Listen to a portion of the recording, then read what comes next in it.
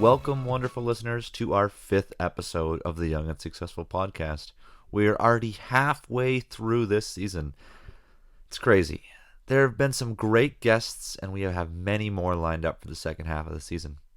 I sincerely hope you enjoyed last week's episode with Zach. He truly is a wealth of knowledge. This week, we have someone who has taken a different route than any of our previous guests on the podcast so far, specifically in regard to wealth creation. Also, we have similar pasts that many people may not know about, and I cannot wait for our conversation today. I am your host, Carl Grin, and I'm thrilled to have you join us as we delve into the money-making magic. So, Tanner, welcome on the podcast. Thank you for having me. We just met recently. I feel like I've done some research on you, and I know you through some of our other guests that are coming on the podcast, but I feel like some of our other listeners won't know who you are. So can you tell me a little bit about yourself? Well, my name's Tanner. Yeah. I am now the COO and co-founder of Altura. A late co-founder, not one of the originals, but came on and kind of take on that role so I can lead a lot of the larger discussions, strategic discussions, and make sure we take the company to where it kind of needs to go.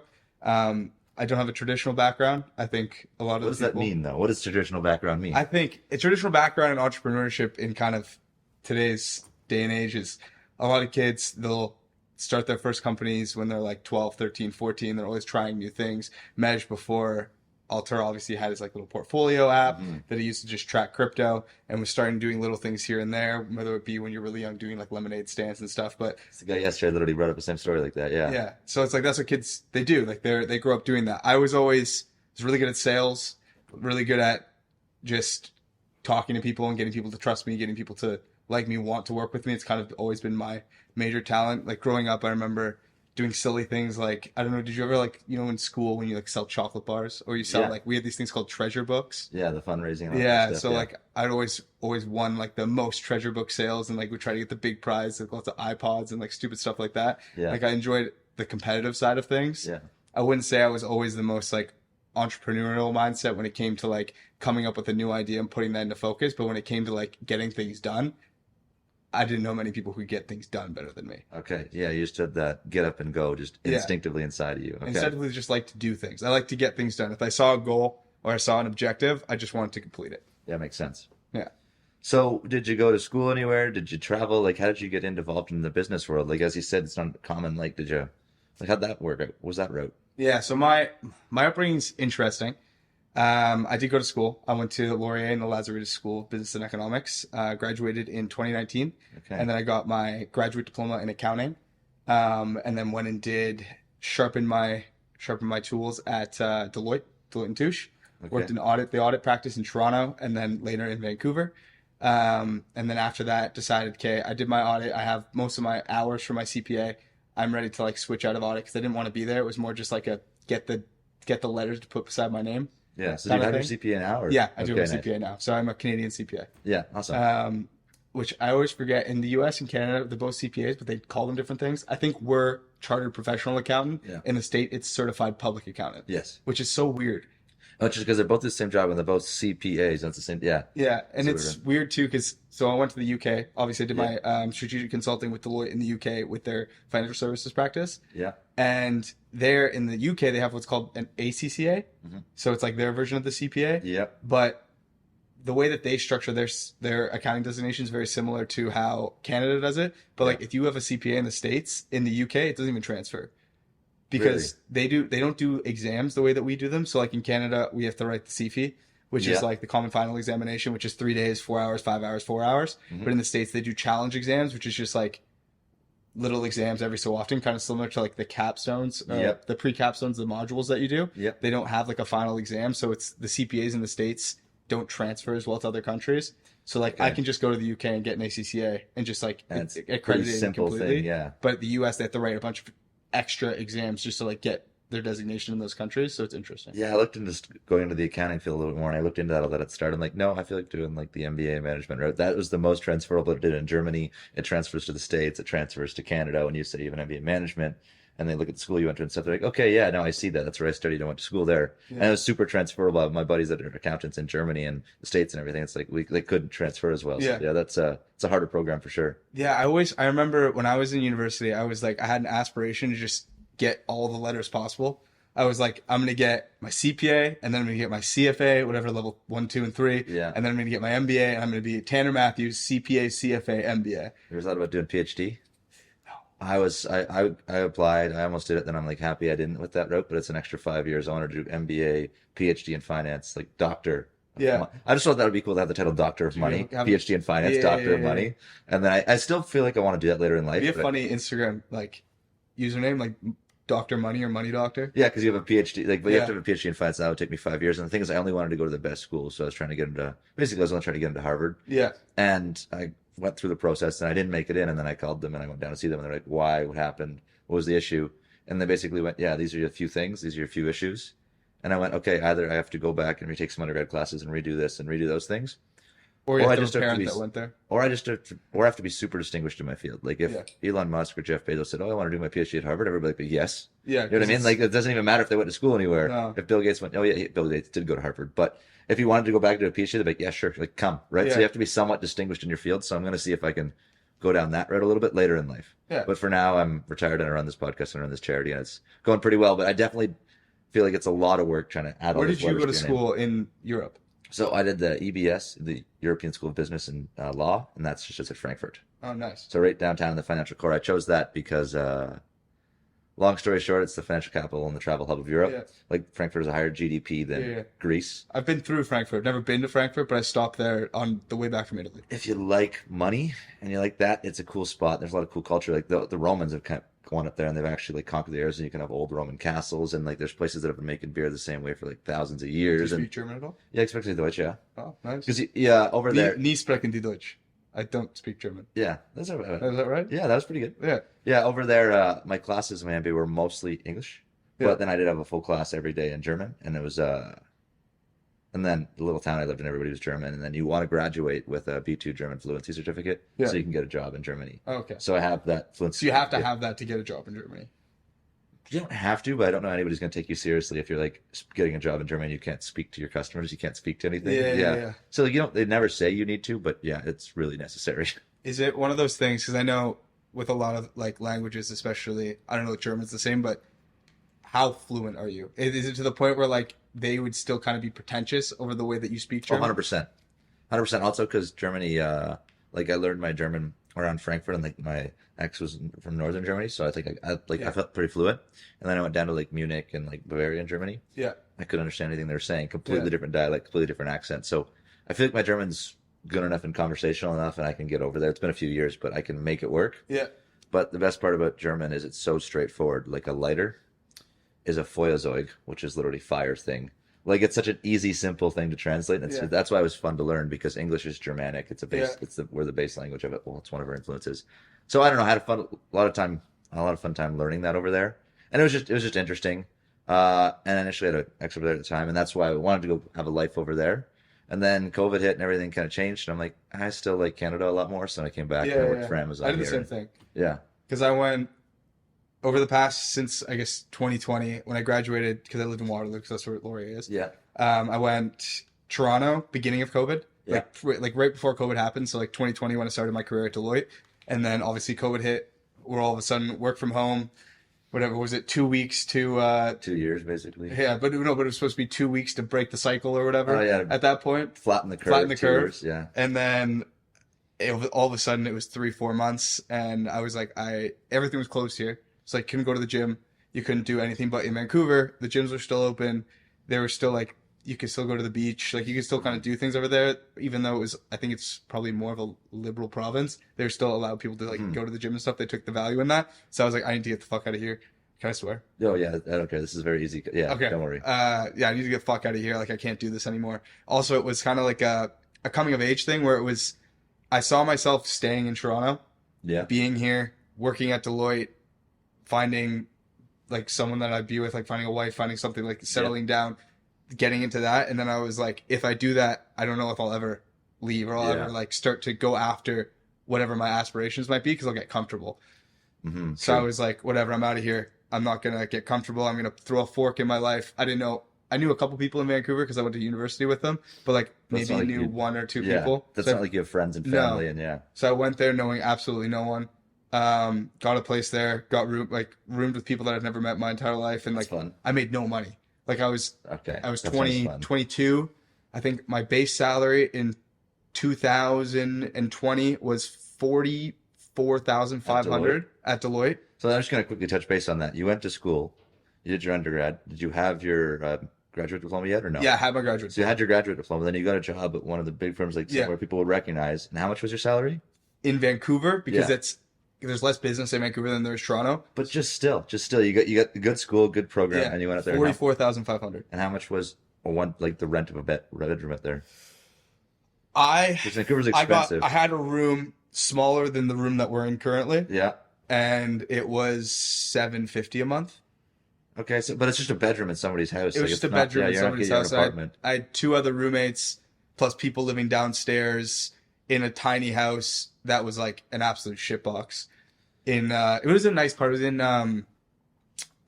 what is it called in Vancouver? But the other part, Kitsilano. Yeah, it was in Kitsilano, so it was like by the beach. That's a nice area too. Yeah, it was a nice area. Lots of families. Like 5-10 minute walk to the beach, kind of thing, right? Yeah, okay. So it was nice. It was nice, but it was a dungy house. But it got the job done. Like I was still able. People say like, oh, like rent is expensive, life is expensive, but like even making 44,500 a year and paying 700 for rent, and then I didn't have a car because Vancouver you don't really need a car. No. You can get Evo, which is like a rent-a-car service. Yeah, it's a card share. Or whatever. Yeah, it was great. Evo saved my life many times, but I was still able to like save a little bit of money, save enough that I had some put aside. Like even if it was like $200, $300 a paycheck, just put something aside for if something happened. Yeah, you need that rainy day fund, a month or two, a few months of actual living just in case.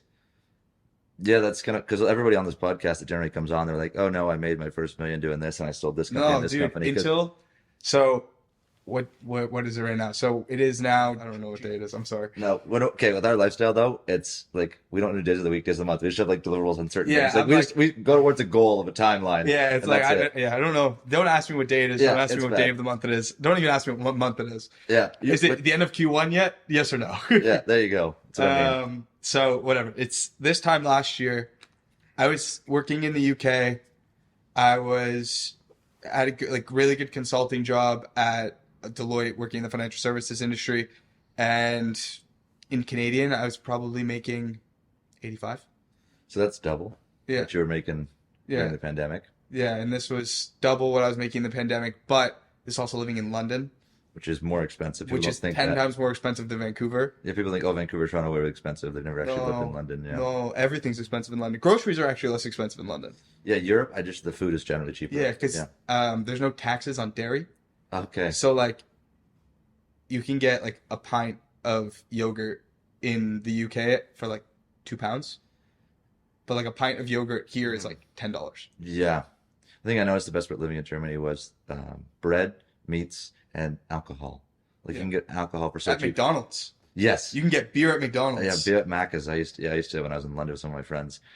Germany, one of the craziest ones is you can buy a can of beer for 15 cents and the the can return is 25 cents. Oh. So it's 40 cents for the can of the beer. So if you find a can on the street, it's more than a beer costs.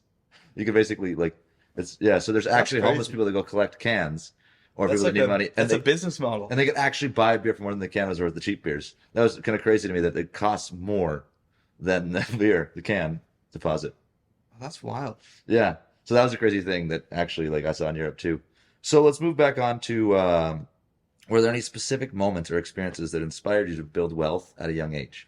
Yeah. So I always knew that I just wanted to gain as much knowledge in my early 20s as possible. Yeah. I wanted to have a solid base of understanding so that I knew if I got to the point where an opportunity presented itself, I would be able to jump at it. So that's why I took the route of going to work at Deloitte, going to working in audit, then working in strategic consulting, because I just wanted to expose myself to as many large business practices, opportunities, situations, things that you might not get in a startup or see in a startup because it's very you're just dealing with what's in front of you versus their structure and you see how a proper business is run and how they're successful and what they have and what they need and what the operations look like and what the team dynamic looks like and how can you build that to get to that position. I wanted to know that and understand that structure so that if I ever did jump into a startup scenario or started my own business, I kind of had an idea of okay, this is what success looks like. I have an idea of what it takes around that to get to that point. I just need to get into the position to be able to produce that. Same as that's what undergrad, and then I did my master's, worked on that there. And then I worked at Amazon. I'm like, okay, I've come from a family of everybody has their different small businesses. It was a thing, but you're putting out fires every day with what's in front of you. When you go to Amazon, they're shipping hundreds of thousands of packages. Yeah. Shift, it's thousands of people working. It's like this big, huge operation. It's like, okay, I want to see the biggest businesses in the world run and what they do efficiently and how. And then just how that changed the mindsets and the little tidbits you learn there, actually seeing how the big businesses run and what that definition of success is nice. Then you can bring it back to these startups like the ones you work in now.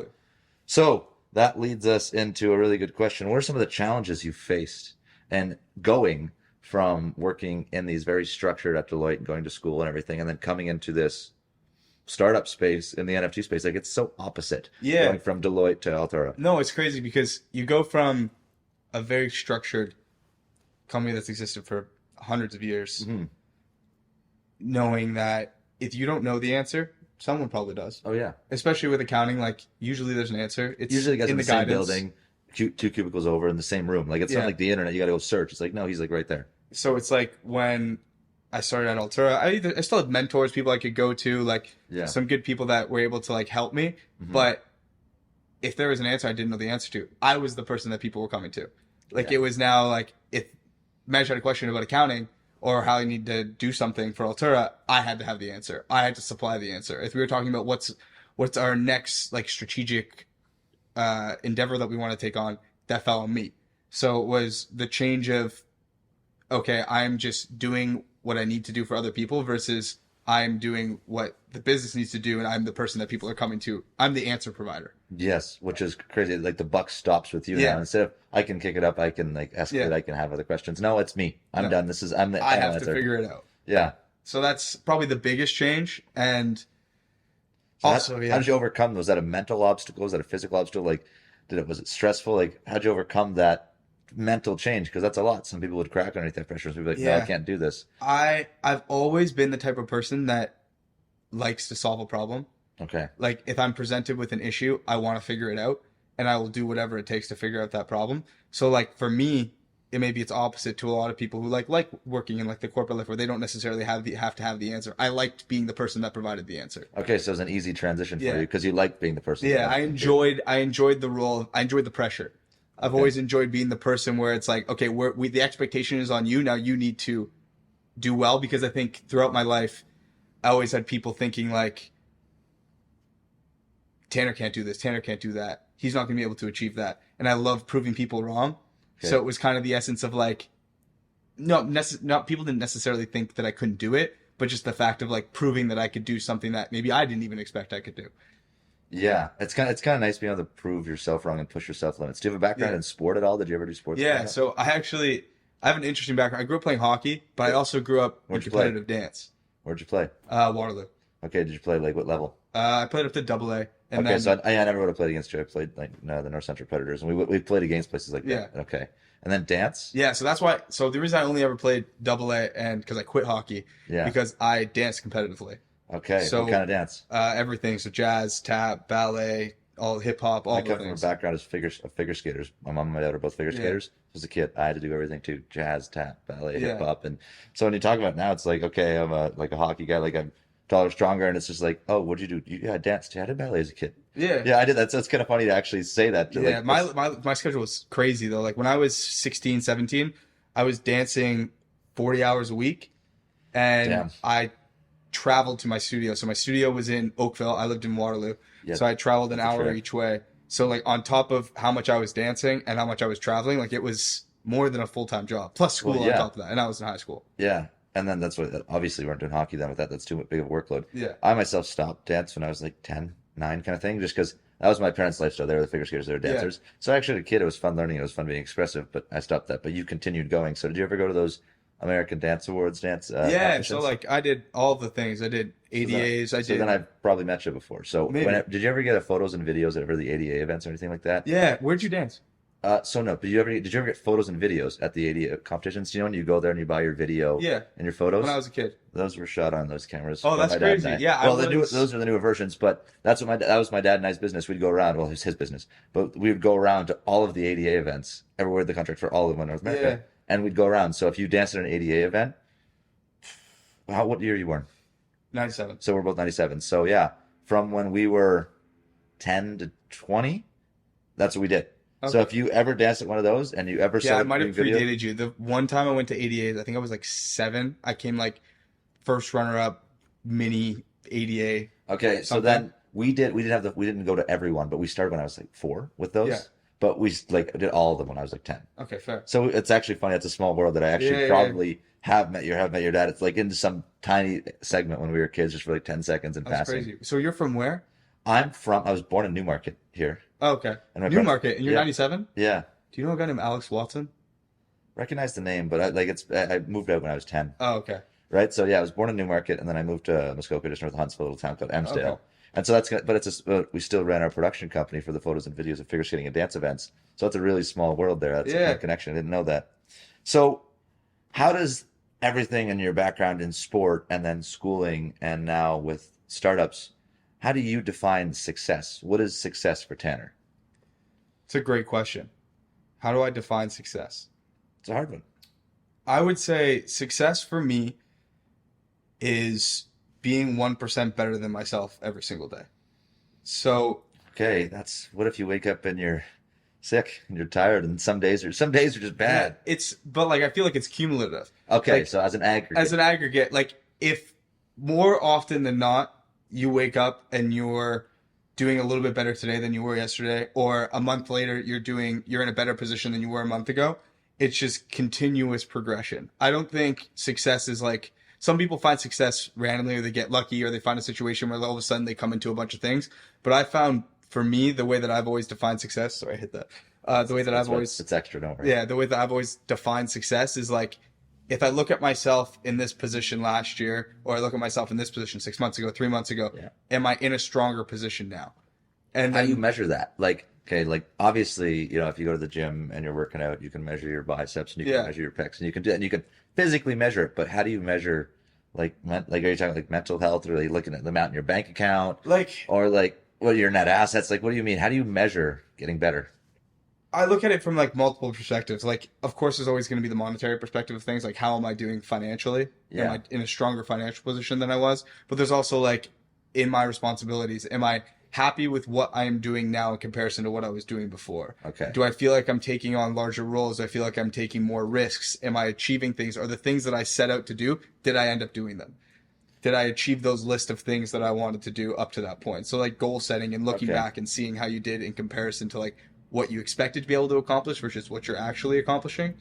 Yeah, so actually tracking your goals, that's a big one. I'm happy you brought that up, because you actually wrote down a goal. You're like, in 3 months' time, I want to be here. So it's really easy to see your progress. Am I almost at that goal? Yeah. Right? That's a lot of people struggle going places they want to go because they can't accurately track them. They can't, if you have a goal up here, you add the steps and you try to hit milestones in this thing. And so that's why I think I learned a little bit more in that in business school and like the capstones. And when you have deliverables, like, especially in accounting, they don't expect it all to be, they don't say, okay, everything needs to be prepared by this day. They're like, okay, they do the check-ins of the Q1 and those things, right? Yeah. So did you feel like you learned that goal setting as home with your parents? Is like, you need to get up, you need to do this? Or is that like a school thing? I think it comes from a combination of things. Like, obviously, I think dance helped a lot because like the structure of dance is like you start the year, then you learn your routines, and then you perform your routines, and then you go to nationals, and it's a very sectioned based off. You have to do things in that specific order, and you can't go out of that order. Like, you can't do comps and learn your routine. You can't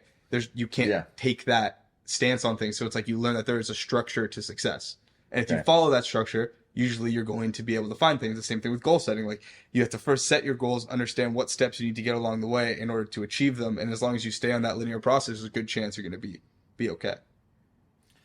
Yeah, that makes sense. So does that transition to your mindsets of money, and is it the same thing? Is that your mindset around financial success, is it the same as all success? Is it the same, or do you put money and finances in its own kind of thing in your head? Money and finances is, I don't necessarily believe that money and finances equates to like overall success. I think you can be very successful in your own way without it equating to having large amount of money. It just depends on like what you define as successful. Mm-hmm. I think for me, money does play into that. So like I would like, there are certain things that I want to achieve and like milestones, whether that's be buying my first house or getting like the car that I've always wanted, or doing those things, like having those small like monetary events to kind of track along the way, or like hitting certain like milestones in your bank account, whatever it is, like hitting those whatever zero markers you want to get. Well, I remember the first time I got a nice watch. Like that was one of my first. Oh yeah, the watch was yeah. So it's nice when you get a nice watch. Okay, this is cool. I could actually afford this. It's fun. Like it's the one I wanted. Like that like little milestones, and that's there's so many people that they're like, oh no, save your money. It's like, no, if this is a milestone, this is your almost reward for doing something. Like I didn't mind when I finished all my classes and my masters and I had the money. I'm like, okay, I'm getting this watch, right? Yeah. That was the idea. That was the first kind of little taste of I like success, right? That was, I'm not talking about it's not homes or cars or any of this. Like it's even if it's a nice coat or the nice shirt or one thing you want to buy and you save up for a little bit. I'm a big fan of money only has value if it's spent. And I say you can save money, but like if money's sitting in a bank account, it's not actually doing anything. Yeah. It's good to save, and I love saving. I'm a huge proponent of saving. But however, money is just a store of value, right? You can use it to pay employees. You can use it to buy things. You can use it to do this. So if you have a really difficult life and you don't enjoy your life and but you have a lot of money in the bank, the money's effectively worthless. I like to be happy. Yeah. And so I'm not splurging. I'm not going to the club every weekend. I'm not doing that. I'll choose to save money and not go to nice restaurants and all that stuff. But you need to actually spend a little bit of money to still enjoy life somewhat, or else the money has no value. If your life becomes only about accumulation, your life doesn't really have meaning. Like you have to be able to enjoy life. Yeah, and that doesn't mean go splurging on a McLaren and spending this and that. Like that's not. But like, is that valuable to you? A lot of people want the McLaren because they want other people to look at them. They want other people to think they're rich. Yeah. They get the car, they get the clothes, they get the big mansion, but they don't want it. Like get things. If you're not getting things that actually equate to you being like, no, I like this, I want this. Like it's that's the thing. It's like I got the watch because I like it. It was the watch I wanted. I didn't give a shit what anybody else thought. Yeah. Right. And so then Maj liked it, and so I showed him, and I was actually really happy to show him. Right. Like it's nice to have those kind of things. So what is the most significant lesson you've learned on your path to success and where you're at now? Is there any one lesson you've learned that you can share with listeners? I think it goes back to a lot of things that I've said, but it's that success is extremely non-linear in that you can have a 19-year-old who creates a startup and becomes a millionaire at 19, and then that's like their apex. Or you can have someone like myself who went to university, worked in accounting, worked in strategic consulting, then the opportunity came, and then that's when they hit they started climaxing towards their apex. It's success. There's no one way to find success, and everyone has their own path. And so you don't need to feel bad about yourself because someone's younger than you and is making more money than you. Yeah. Or someone is younger than you and has found more success than you. There are tons of millionaires that get made after the age of 50. Yeah. That when they were 25, 30, 40, they never would have expected that, but they believed in themselves, they believed in their process, and they kept working towards it, and then eventually they found their thing. You don't need to, your path and someone else's path do not need to follow the same trajectory. So when you said success is non-linear, like it's going up and down, it's kind of like a chart on the graph, like when you look at stocks. So were there any moments where you crashed or where you went down or you had a failure and you went, in hindsight, I'm really happy that happened because that changed the trajectory of my life, that changed the path I'm on, and I'm here now because of it. So I can't say everything about it because this is an NDA thing. Okay, perfect. But any idea there was? No, but I'll explain it. So at Altura, when I first came into Altura, we had this opportunity with a massive organization. Mm-hmm. They're probably one of the largest governing bodies for sports. In the world. And we had an opportunity to submit a request for proposal to them to do something in Web3 for them. I remember hearing about this proposal. Yes. And we worked our asses off. We were in San Francisco at the time when we had to write this proposal, and we stayed up like a week straight writing this proposal. It was 75 pages. Mm-hmm. I created a full financial forecast that was very large, and did it bottom up, top down, did an entire forecast out for 10 years about how our costs are going to be, what we need to expect to spend, what money we're going to have to do to be doing this. Mm-hmm. And then our head of engineering, Abdullah, he created a full SRS document of what he's going to want to do, and this is what it's going to take. This is the team that it's going to take. These are the engineers we're going to have to hire, whatever. And then we had our full marketing plan. We hired a massive marketing firm out of the US called VML to create a marketing plan for us. And like, we went full in on this, and we put a lot of resources into this. We put a lot of money into this, and we got it. And it was great. And we were riding this high. And then as soon as we got it and we started kind of still riding the high, we realized, oh, things aren't exactly as they seem. All of a sudden we have things happening, some less than ideal ethical scenarios popping up with certain individuals that were part of this project. And we were like, we just dropped $500,000 into doing this for a startup, hiring people, bringing on new assets, building out this platform. And all of a sudden, none of us thought it was a good idea anymore. So what do you do? Do you scrap it? Do you keep we decided to completely end our like relationship with them. And at that point, we also had hired probably 10 or 15 people. Mm-hmm. And we had to go through the difficult exercise of laying off probably 70% of our staff, which is especially when it's not their fault. It's hard. No, it sucks. And I remember the hardest layoff for me personally was we hired a head of growth that was supposed to help us kind of like not be the adult in the room, but we're all young. Like Mej was 20 at the time. I was 25. We were all relatively young in this room working with people who were very pronounced in their careers, have been doing this for a very long time, like things done a specific way. Like we're still a startup at the end of the day. Like we don't have the same resources. Like the amount of difficulty I went through just getting Altura a US bank account. Yeah.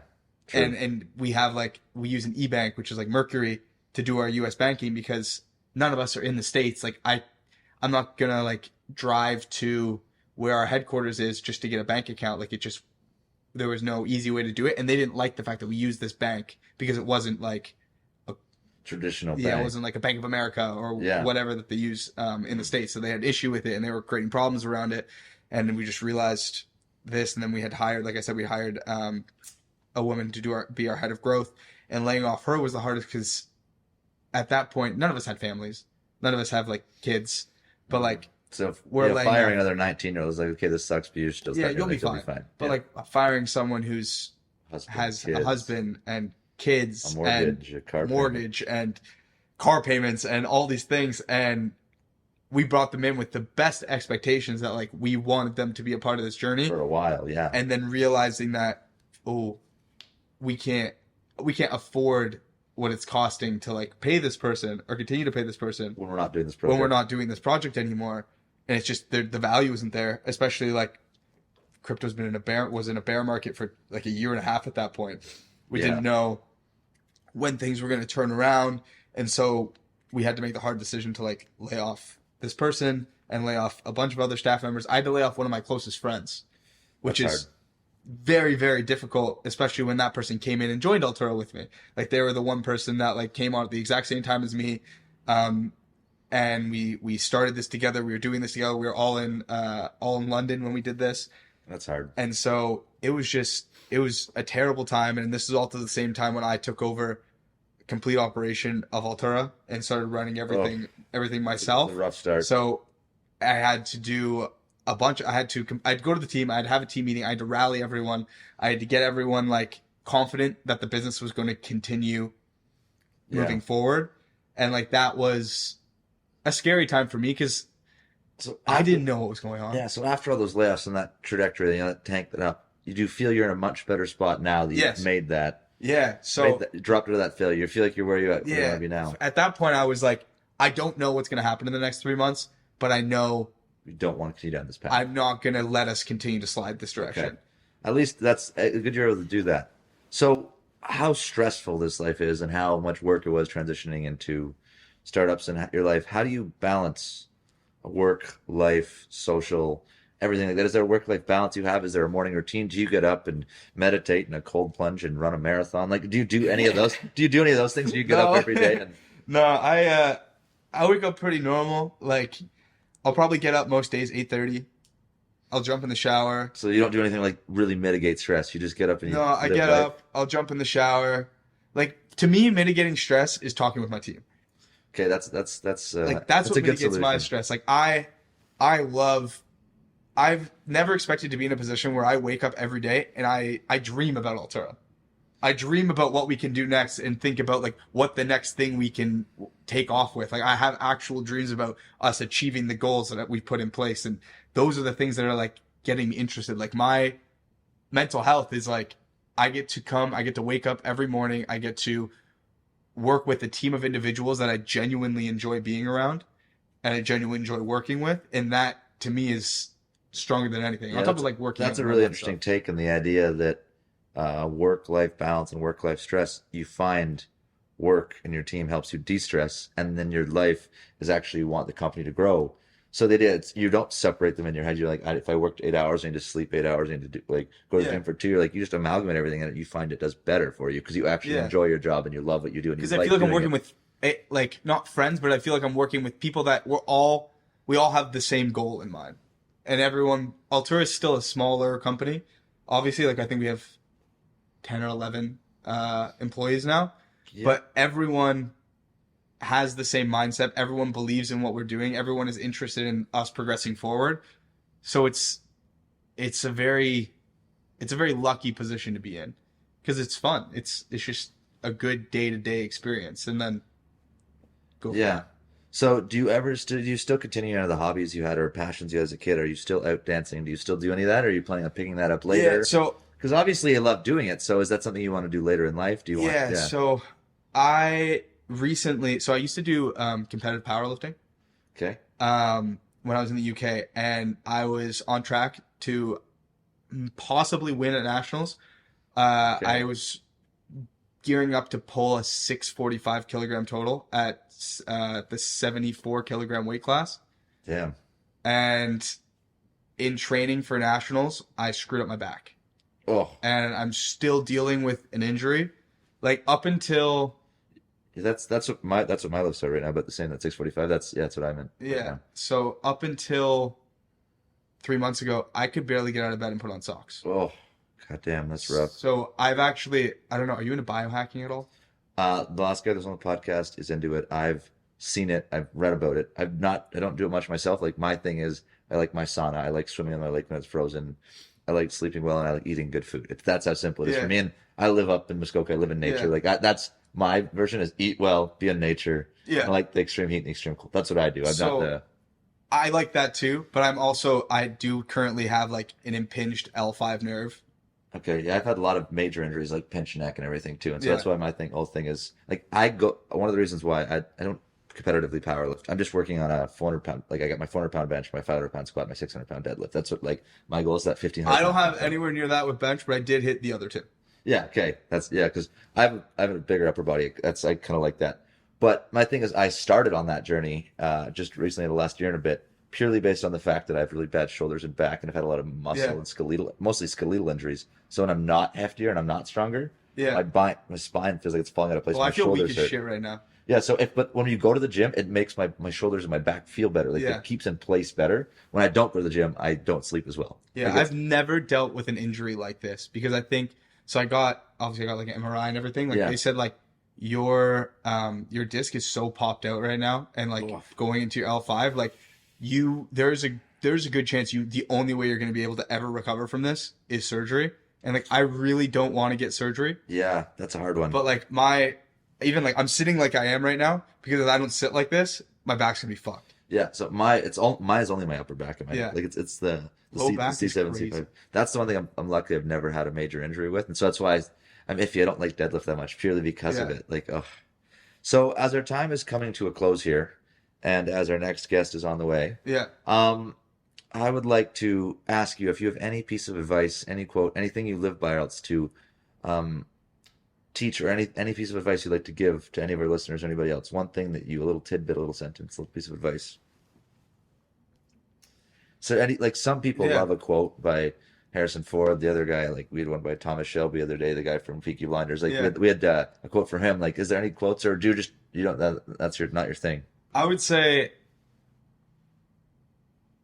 only judge yourself. Like I said before, like only judge yourself against yourself. That's the best piece of advice that I can give anyone is in a world of social media, in a world of Instagram likes and TikTok views and YouTube subscribers, the only person that you need to beat is you. And if you focus on that, you'll find your version of success. I love how that's transferable to everything in the gym. If you get stronger every day, if you dance, you get better every day. If you that's ties directly back to that get 1% better every day. Yeah. That's not 1% better than your business partner. That's not 1% better than your roommate. Yeah. That's not 1% better than your dad. Yeah. That's 1% better than you were yesterday. Yeah. Because I can't compare myself to my business partner because we didn't live the same life. Yeah. You didn't go through the stuff that I went through. Yeah. Even if it's your brother and you went through a lot of the same stuff, it's still different human. It's different. Your person. different life, different goals, different the ways that you've interpreted the issues that you've gone through. And as long as you feel like you're progressing and you're doing better and you're achieving what you wanted to achieve, who gives a fuck what anyone else is doing? Worry about yourself, and that's the person that you should be competing against only. I like that. Awesome. Thank you so much for coming on the podcast. Well, that's it. We're halfway through the first season. That is the end of the 5th fantastic episode of the Young and Successful podcast. We hope you've had an enjoyable time these past 5 episodes listening to all the stories, tips, tricks, and insights we've shared with you.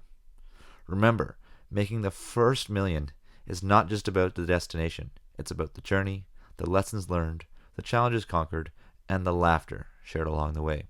So don't forget to enjoy every single step of your success story. And if you've enjoyed today's episode, give us a virtual thumbs up, subscribe, leave a review, or do whatever you want to do to share us with your fellow dreamers and doers. And hey, if you've got a story to share, you want to be a guest, or a topic you really want us to dive into, slide in our DMs or send us an email.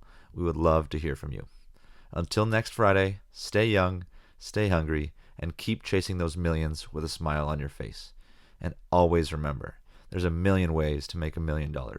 This is Carl Grin, signing off.